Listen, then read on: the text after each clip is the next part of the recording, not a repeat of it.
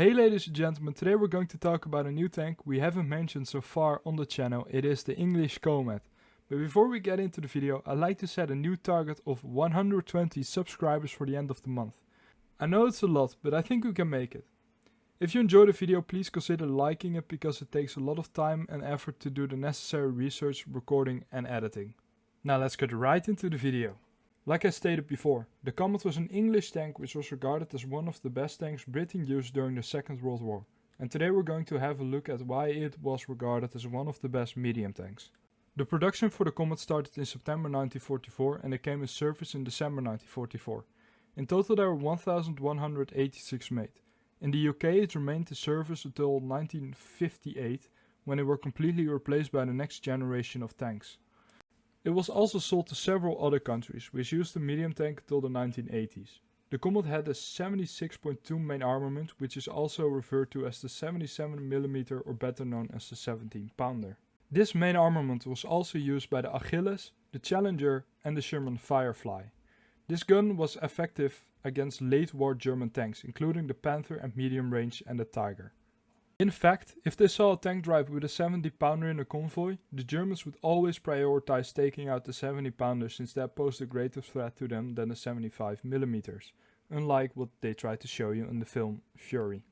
Its secondary armaments were two 7.92mm Besa MGs, to defend or attack light infantry and lightly armored vehicles. When firing APDS rounds, it had a higher armor penetration than a 75mm from the Axis.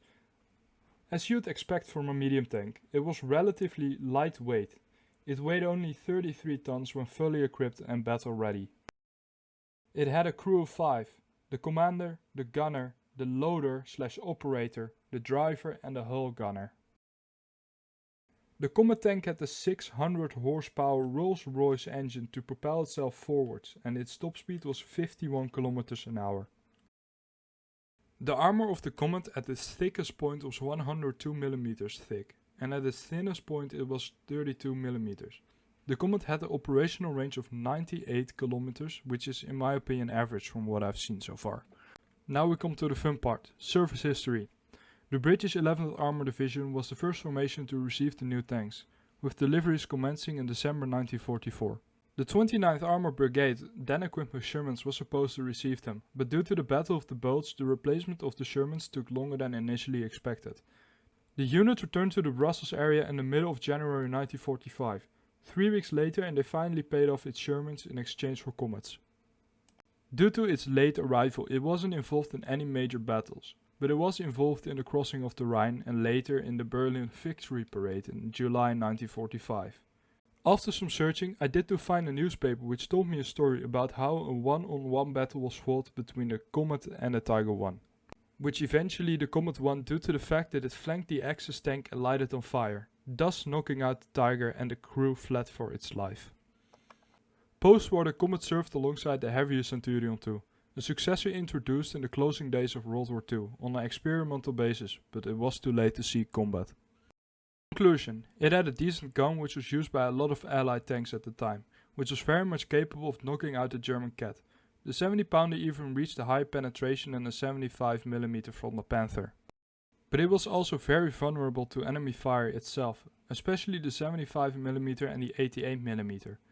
It had a good top speed and was very agile, which is in the past what won wars. Think back to Julius Caesar or Napoleon, they also heavily relied on a speed advantage. It also was very lightweight for a tank at the time, which made it easier to transport the tank. All in all, it seems like a very well-rounded infantry support tank. Anyway guys, that was it for today's video. I recently opened up a Discord server, so if you'd like to join us, you're more than welcome to. The link will be in the comments together with my socials. If you liked the video, feel free to leave a like and subscribe to my YouTube channel, and I will see you guys in the next video.